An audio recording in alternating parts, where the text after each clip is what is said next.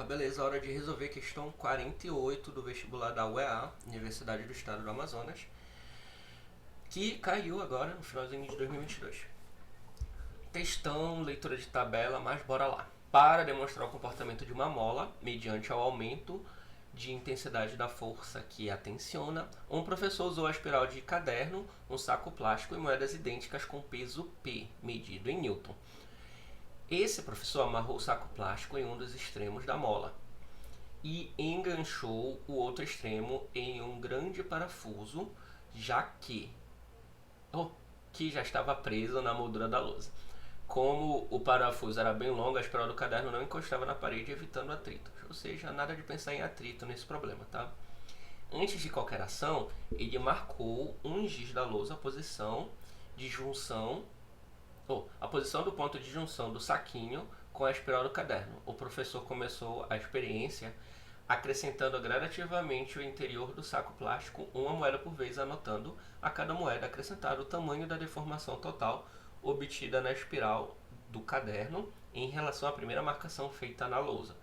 Esses valores possibilitam a criação da seguinte tabela. Então era assim. Ele colocou uma moeda, aí a mola aumentou em 0,04 metros. Aumentou duas moedas, ele colocou duas moedas, 0,08 metros, ou 8 centímetros. Colocou três moedas, 0,12 metros, ou 12 centímetros. E aí qual era a ideia? Deixa eu ver aqui se eu consigo colocar. Então, ele tinha a espiral, e aí detalhe, a espiral, essas medições eram feitas a partir da junção com o saquinho, tá? Então, a gente não vai considerar o saquinho esticando, tá? Então, ele começa daqui, ó.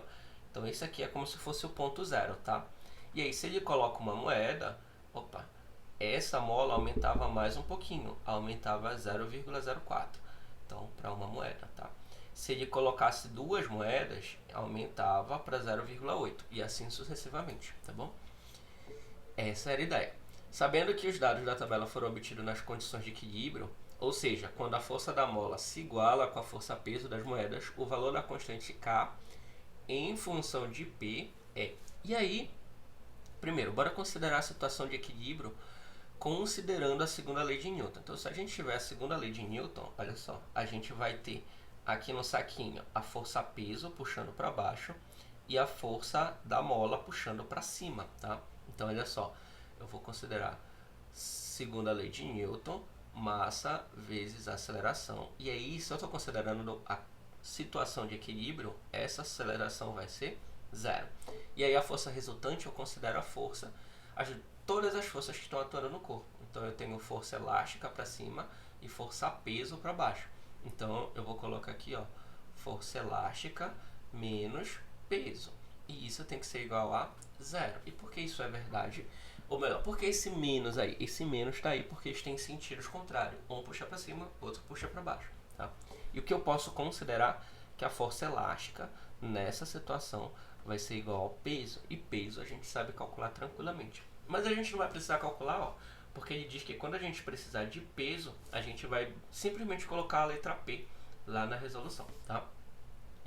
Beleza, e se eu quero calcular a força elástica da mola, eu tenho que saber como a força elástica se associa com essa constante K. E ela se associa dessa forma bem aqui, tá?